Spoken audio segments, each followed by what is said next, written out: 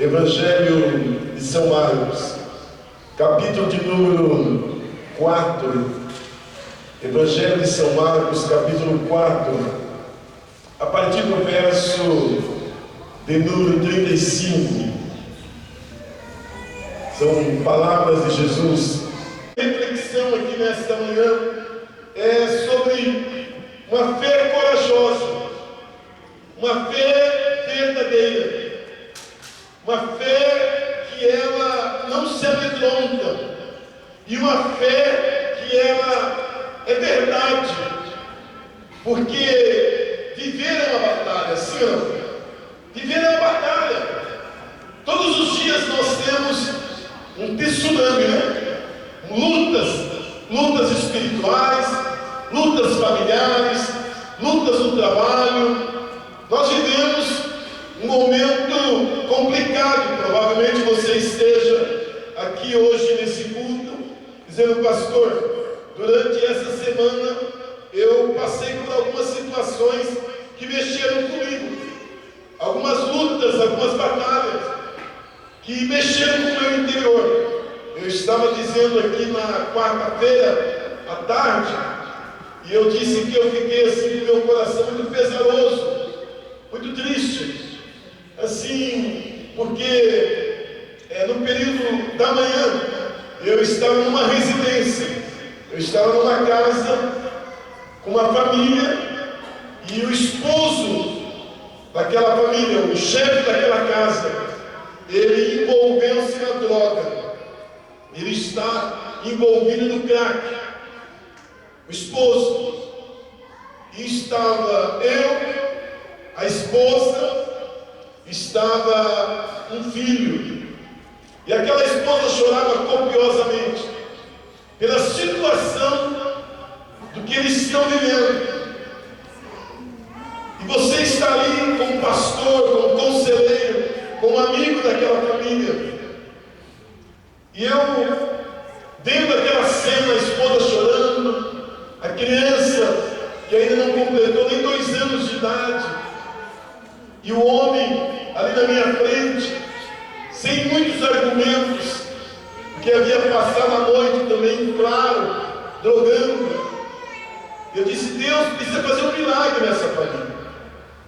Uma luta, uma situação terrível, constrangedora. Aí depois eu estava em casa, eu vi o noticiário, provavelmente vocês também ouviram e leram, que lá no Uruguai foi liberado a droga.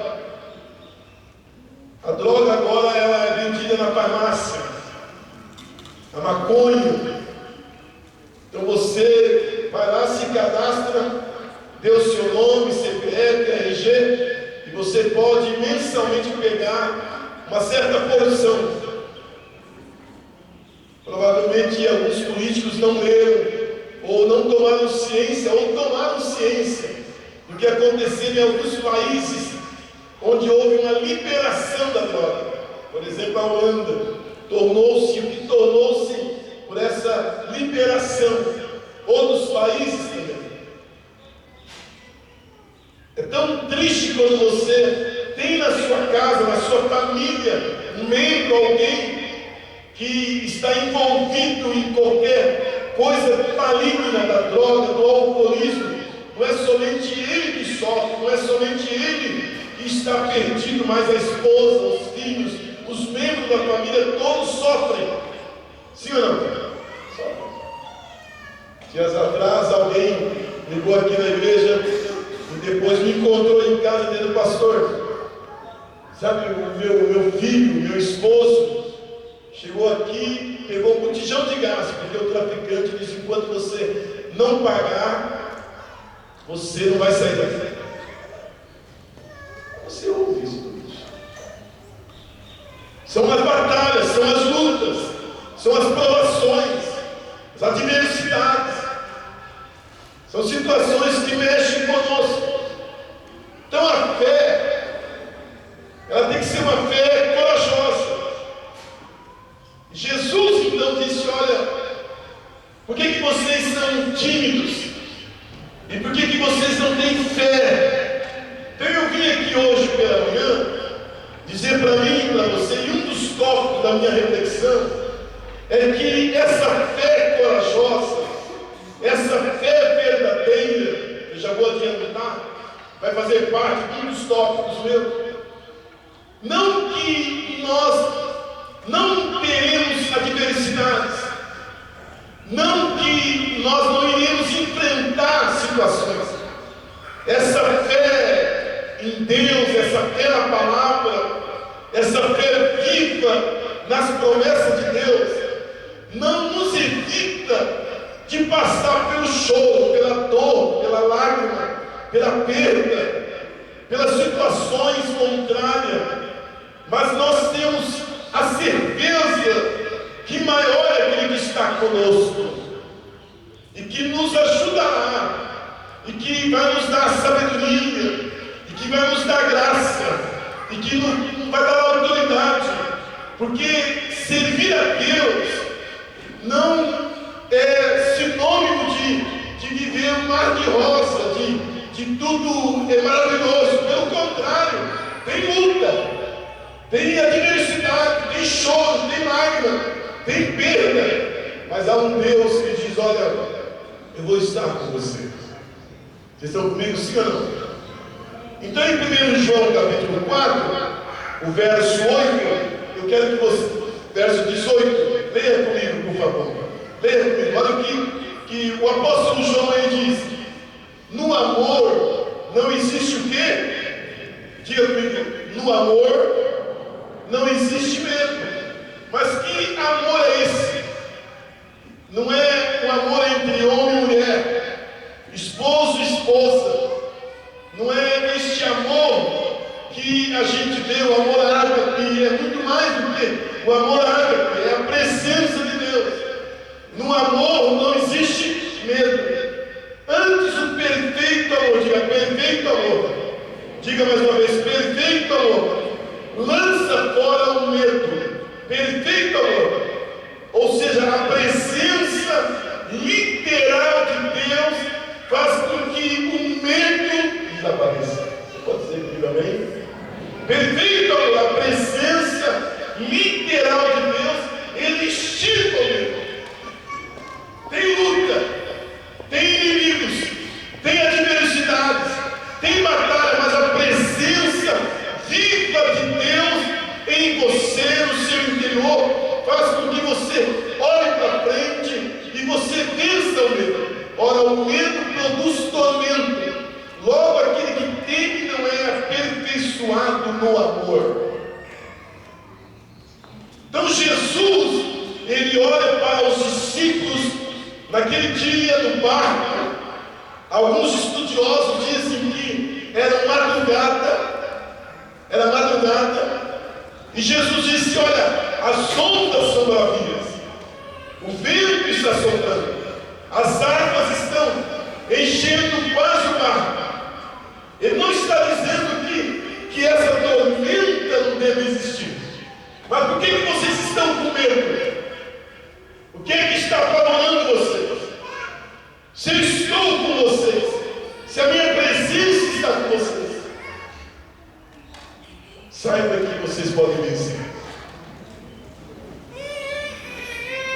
E ele não somente diz isso do medo, mas ele diz: por que vocês não têm tempo? Lá no capítulo 11 de Hebreus, versículo 6, Hebreus capítulo 11, versículo de número 6, o escritor de Hebreus, ele vai dizer o quê? De fato, repita comigo, de fato, sem fé, diga mais uma vez, sem fé, levante uma das suas mãos e diga: de fato, sem fé, é impossível fazer o quê? É impossível o quê? Agradar a Deus. Sem fé é impossível agradar a Deus, porquanto é necessário que aquele que se aproxima de Deus creia que Ele existe e que se torna galardoador dos que o buscam. Posso ouvir um amém? Sem fé é impossível agradar a Deus. Então volte para o texto de Marcos capítulo 4. Depois Eu quero concluir com esse verso 40.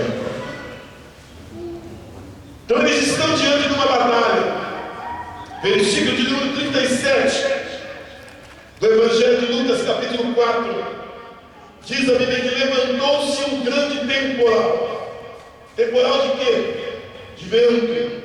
E as ondas se arremessavam contra o barco, de modo que o mesmo estava a encher-se de água.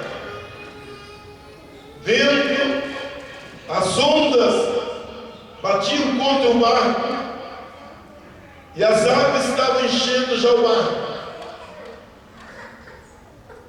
São lutas, são batalhas, são provações. E no versículo 41, a última parte, os discípulos eles foram tomados de um temor muito grande, que eles disseram: quem é este que até o vento e o mar lhe obedecem? Diga comigo, quem é este que até o vento e o mar lhe obedecem? Quem é este? Quem é este que o vento e o mar tem que obedecer? Hoje pela manhã ele está aqui no nosso meio. E ele tem autoridade. Seu nome é Jesus. É esse nome que é sobre todo o nome. Quem é este que o vento tem que obedecer? Que o mar também tem que obedecer? A luta, ela é real, é literal, não é algo abstrato, é real. São lutas exteriores e interiores, são batalhas diárias que nós enfrentamos. Mas nessa transição da minha palavra, permita ler com vocês, eu quero fazer essa transição rápida, no Salmo 27, no versículo 5. Salmo 27, versículo 5. Deus está aqui nesta manhã. O Salmo 27, versículo de número 5. Salmo 27, versículo 5. O salmista ele diz: pois no dia da adversidade. Repita comigo: dia da adversidade. Tem alguém aqui enfrentando alguma adversidade? Se não tiver, você foi arrebatado e não sabe. Verdade. Se você não estiver passando por nenhuma prova, sinal que você morreu e não sabe. Antes de começar um culto aqui, o irmão está ali. Nós estávamos só algumas pessoas. Uma irmã nos acordou ali, ela está aqui, não vou mencionar para ela ficar em pé. Ela pediu uma oração e nós oramos por ela, dizendo de alguém da família que está vivendo um momento agora complicado. E eu me sinto constrangido aqui em falar para vocês o nome, o que aconteceu, mas ela está aqui, pedindo misericórdia de Deus. Então há um dia da adversidade, mas no dia da adversidade, o que acontece? Ele me ocultará aonde? Me ocultará aonde? No seu pavilhão, no recôndito do seu tabernáculo me acolherá, e levar-me-á sobre uma rocha.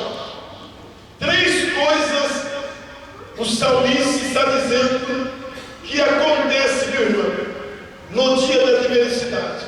Primeiro é que Deus ele vai fazer o quê? Ele vai nos guardar, nos proteger no seu padrão. Ele usa uma linguagem, uma analogia. Segundo, ele está dizendo que ele vai nos levar para o tabernáculo, ou seja, é a presença dele, é a graça dele. E terceiro, ele vai nos acolher, vai nos levar para uma rocha. num lugar de firmeza. Nesta manhã, Deus está aqui dizendo: olha, a diversidade existe, a situação contrária é natural, mas tem um Deus que diz: eu vou te sustentar, eu vou te fortalecer, eu vou te renovar. Glória a Deus. Agora, para isso, é necessário você ter essa compreensão, esse entendimento que você está aqui diante de um Deus vivo, de um Deus real. O que é que está acontecendo nesse capítulo 4, a partir do verso 35? Rapidamente. Em primeiro lugar, olhe para o verso 35, por favor. Em primeiro lugar, rapidamente. A palavra de Deus diz que Jesus disse o seguinte: passemos para a outra margem. Repita comigo: passemos para a outra margem. Mais uma vez: passemos para a outra margem. Quem foi que disse para eles irem para a outra margem? Quem foi? Quem foi? Jesus. Jesus disse: nós estamos aqui de um lado, vamos para o outro lado da margem. Eles não estavam indo para o outro lado da margem porque eles quiseram. Eles não saíram ali de um local aparentemente seguro porque eles desejaram, mas eles saíram sob uma orientação de quem? De Jesus. Vocês estão comigo? Por favor, acompanhe o meu raciocínio. Eles saíram mediante uma orientação de Jesus. Vamos para o outro lado da margem. Ou seja, entram dentro do barco, vamos deixar a multidão aqui e vamos para o outro lado. Vocês estão comigo? Eles estão indo em obediência a uma orientação de Jesus. E essa obediência gerou o quê? Ondas, vendavais, tempestades. Parafraseando, ou uma linguagem bem popular, é o seguinte: mas eu estou em obediência à palavra de Deus. Eu estou em obediência a uma orientação de Deus. E por que surgiu isso? Estão comigo? Eu estou em obediência à orientação do Espírito Santo. E por que surgiu esse tsunami na minha vida? Eu estava aqui, até numa zona de conforto, muito bem, e eu resolvi tomar uma atitude para servir a Deus, para mudar de cidade, porque Deus mandou que eu saísse daqui, fosse para Portugal, para outra cidade, ou tomasse esta ou aquela decisão, em obediência à sua palavra, e agora surge essa situação. Vocês estão comigo? Estão me acompanhando, senhor? Se você não estiver firmado em Deus e na palavra de Deus, dá um nó na sua cabeça. Dá ou não dá? Sim ou não? Dá um nó. Você fala: não é possível. Eu não tomei essa atitude, não abri essa loja, não comprei isso, não resolvi isso pelos meus impulsos próprios, mas pelo contrário, eu estou aqui em obediência à palavra. Então, a primeira observação que eu desejo que a gente aprenda é o seguinte: a fé corajosa, a fé verdadeira, que obedece à voz de Deus, sem saber o que está por vir, pois há segurança em Deus. Ou seja, se eu estou tendo uma fé corajosa, uma fé verdadeira, em obediência à voz de Deus, dentro de mim há uma segurança. Não sei o que está vindo pela frente, eu não sei o que vai acontecer lá, e é verdade, eu não tenho que saber, mas pelo contrário, eu sei que eu estou em obediência à voz de Deus, e essa obediência à voz de Deus gera em mim o quê? Segurança. Ele não vai me deixar sozinho, sozinha, pelo contrário, Ele vai estar comigo. Todos podem me abandonar, todos podem me deixar, mas de uma coisa eu tenho certeza: Ele está comigo. Tem vários exemplos na Bíblia, muitos exemplos. Por exemplo, quando Deus chama Abraão, Deus diz: sai da tua terra, da tua parentela, do meio do seu povo, e vai para o lugar que eu vou mostrar. Deus não diz: você vai em tal lugar. Deus diz: eu vou te mostrar. Em primeiro lugar, você tem que sair. Sai, se posicione, porque depois eu vou mostrar para onde você vai. Aleluia. Porque lá eu vou estar com você. Glória a Deus. Então, uma fé corajosa, uma fé verdadeira, ela tem esse entendimento: não sei para onde eu vou, eu não sei o que vai acontecer amanhã, mas de uma coisa eu sei: eu estou em obediência à voz de Deus. Vai ter vento, vai ter ondas, vai ter adversidade, mas eu estou segurando na mão dele, ele está segurando a minha mão, eu estou na palavra, ele está comigo, eu tenho segurança, porque maior é aquele que está comigo. Glória a Deus. Eu volto a esse ponto. Segundo lugar, olhe para esse texto. Vocês estão com Marcos aí? Olha aí, rapidinho. Qual que é a segunda observação? Está no versículo 38. Diga comigo que Jesus estava na boca. Diga comigo que Jesus estava ausente. E Jesus estava fora do barco. Jesus estava no barco e estava fora do barco. Jesus estava no barco e estava fora do barco. Glória a Deus. Jesus estava onde? Na boca. Fé corajosa, fé verdadeira, tenha consciência de que a presença de Jesus não evita a adversidade, mas gera a certeza de vitória. Quantos podem dizer amém? Que a presença de Jesus não evita a adversidade. Olhe para mim, olhe nos meus olhos. Olha para mim. Perigoso hoje. Tem algumas teologias, alguns ensinamentos perigosos hoje. E você precisa ter discernimento. Alguns ensinamentos que diz: olha, se você tem a palavra, se você tem Jesus, se você entrega o seu dízimo, a sua oferta, se você faz os seus votos, você não vai ficar doente, você não vai ter filho problemático, você vai ficar rico, você vai ter dinheiro no bolso, você vai ter roupa de grife. Não é verdade, não está escrito isso na Bíblia, não. A Bíblia fala que no mundo nós vamos ter o quê? Aflições. Mas tende bom ânimo, eu venci o mundo. A Bíblia diz que aqueles que querem viver uma vida piedosa em Cristo Jesus sofrerão o quê? Perseguições. Vocês estão comigo ou não?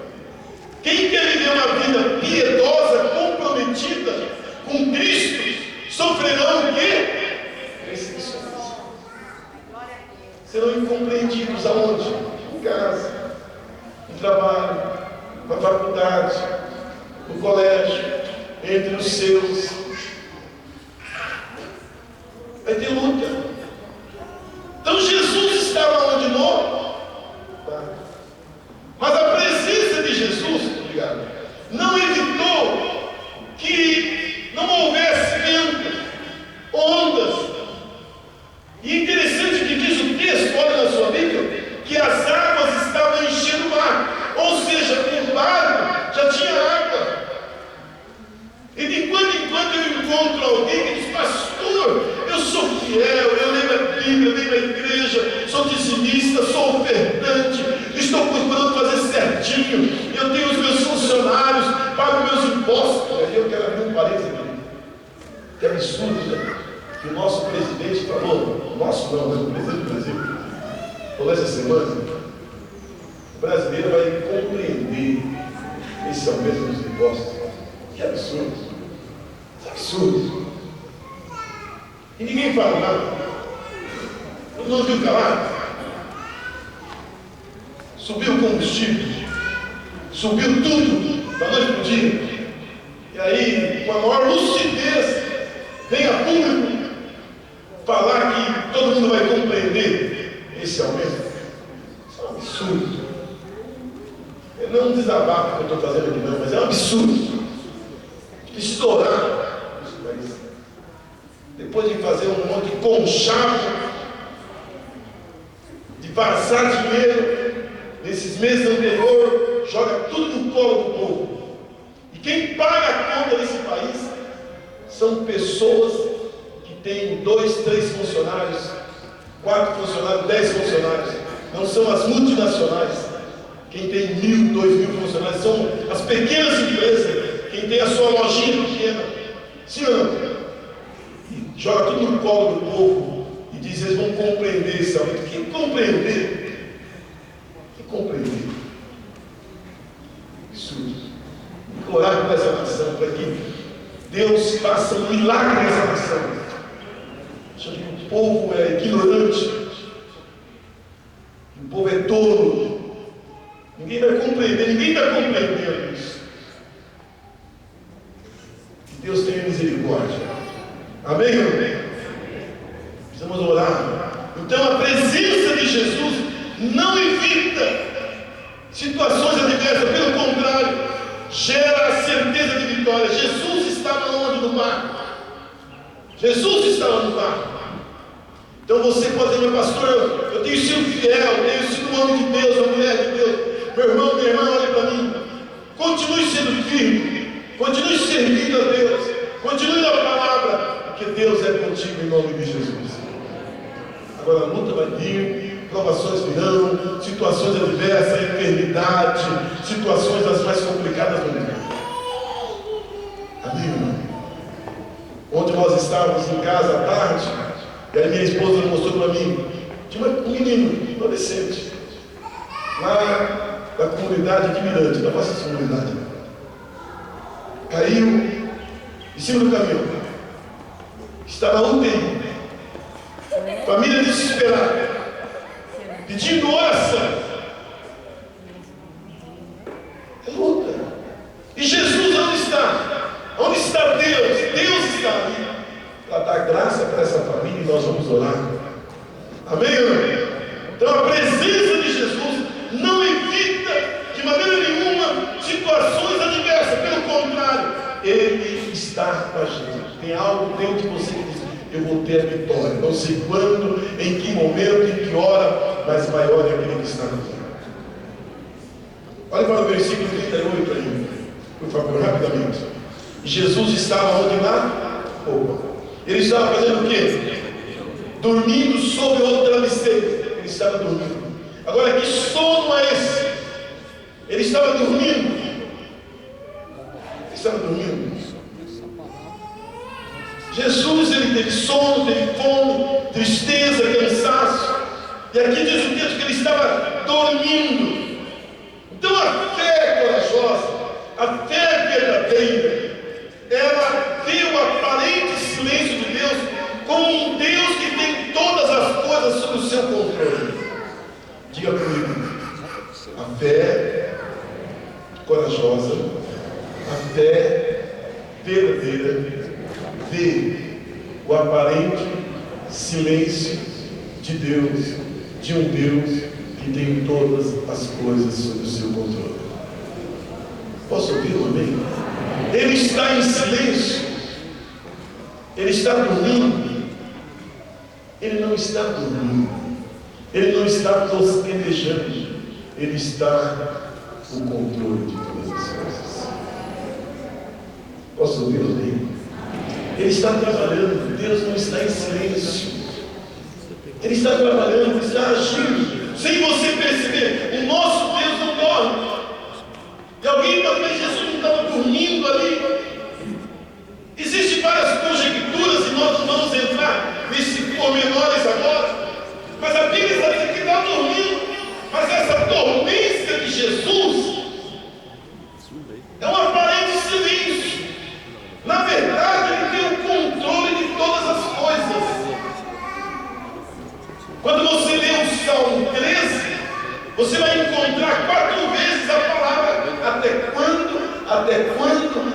quando e até quando?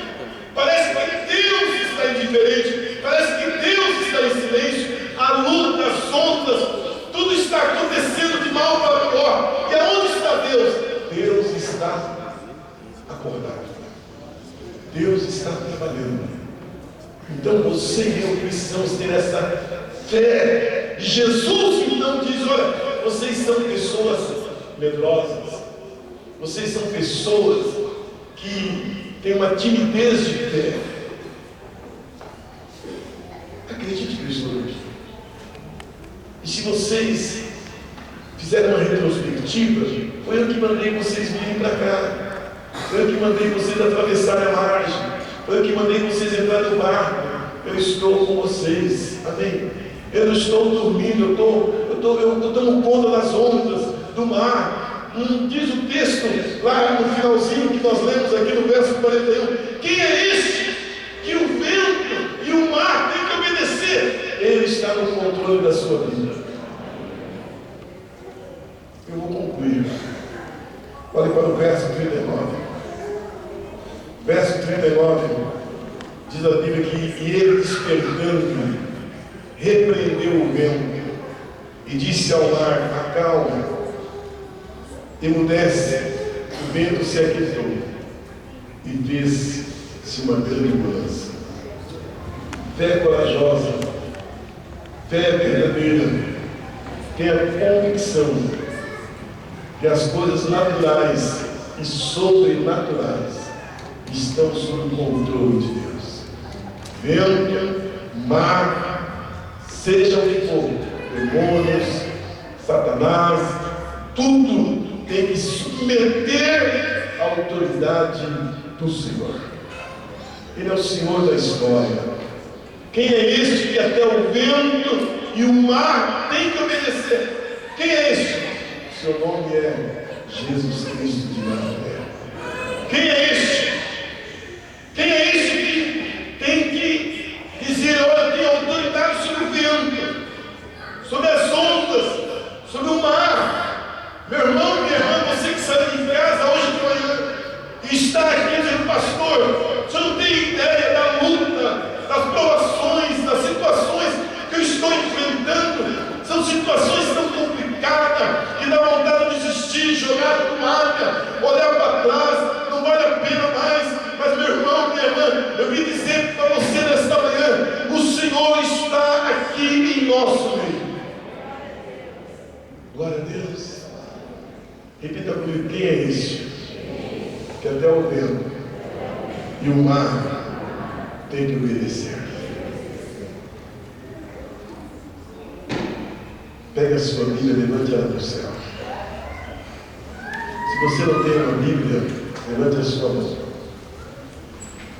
Ouça o que eu vou lhe dizer. Diga: essa palavra não somente tem resposta para a minha vida, ela me orienta, tem promessas para a minha vida. Essa palavra, ela é verdadeira. E tudo o que essa palavra ela diz é verdade. Eu creio que essa palavra ela não falha. Essa palavra é o meu alento, é o meu fortalecimento. Essa palavra ela é a verdade. Nesta manhã o meu coração está aberto para as promessas dessa palavra. Agora, deixa a sua mão ainda com a sua Bíblia. Deixa eu lhe dizer uma coisa. Na plenitude dos tempos, Deus enviou o seu único Filho, chamado Jesus Cristo. E Jesus é a resposta para a minha vida e para a sua vida no meio da adversidade. Em 1 João 3,8, não preciso ler isso, eu vou repetir. Diz a Bíblia que o Filho de Deus se manifestou para destruir toda a obra do diabo. A Bíblia diz que Ele está em nosso meio. Nesse livro está aquele que tem o poder sobre o vento, as ondas, todas as adversidades. O que é que você precisa fazer aqui hoje pela manhã? É abrir o teu coração, é ter um compromisso com Ele. E a pergunta de Jesus, é: por que vocês estão com medo? E por que vocês não têm fé? E se você olhar para esse texto, quando diz: Senhor, o Senhor não se importa, porque nós vamos perecer, nós vamos morrer, nós estamos aqui nos perdendo, todos nós. E aí a conclusão é: quem é isso que o vento e o mar têm que obedecer?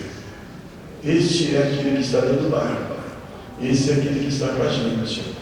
Ele está aqui, vivo entre nós nesta manhã.